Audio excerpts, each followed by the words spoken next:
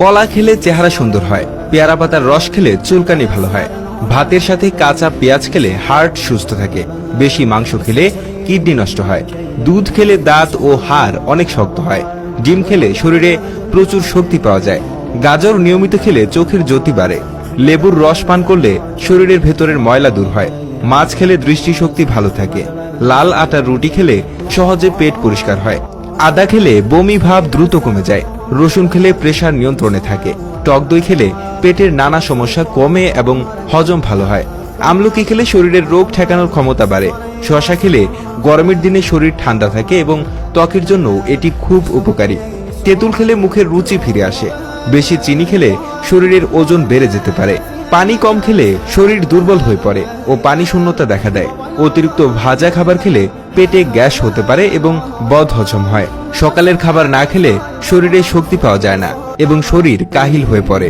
বেশি চা বা কফি খেলে রাতে ঘুম কম হয় এবং অস্থিরতা বোধ হয়, খেজুর খেলে শরীরে তাড়াতাড়ি শক্তি আসে এবং ক্লান্তি দূর হয়, মধু খেলে গলার খুশখুশানি কমে এবং ঠান্ডা লাগলে আরাম পাওয়া যায়, বাদাম খেলে স্মৃতিশক্তি ভালো থাকে এবং মস্তিষ্কের স্বাস্থ্য উন্নত হয়, পেঁপে হজম করতে সাহায্য করে এবং কোষ্ঠকাঠিন্য দূর করে, লাউ খেলে শরীর ঠান্ডা থাকে এবং মূত্র পরিষ্কার হয় যা কিডনির জন্য ভালো, করলা খেলে দেহের চিনির মাত্রা ঠিক থাকে, বিশেষ করে ডায়াবেটিস রোগীদের জন্য উপযোগী, ডালিমের রস খেলে ত্বক উজ্জ্বল হয়, তরমুজ খেলে শরীরে পানির অভাব পূরণ হয় এবং গরমকালে শরীর সতেজ থাকে, মিষ্টি কুমড়া চোখের জন্য খুবই উপকারী কারণ এতে ভিটামিন এ থাকে, সজনে ডাঁটা খেলে হাই প্রেশার কমে এবং শরীরে ব্যথা উপশম হয়।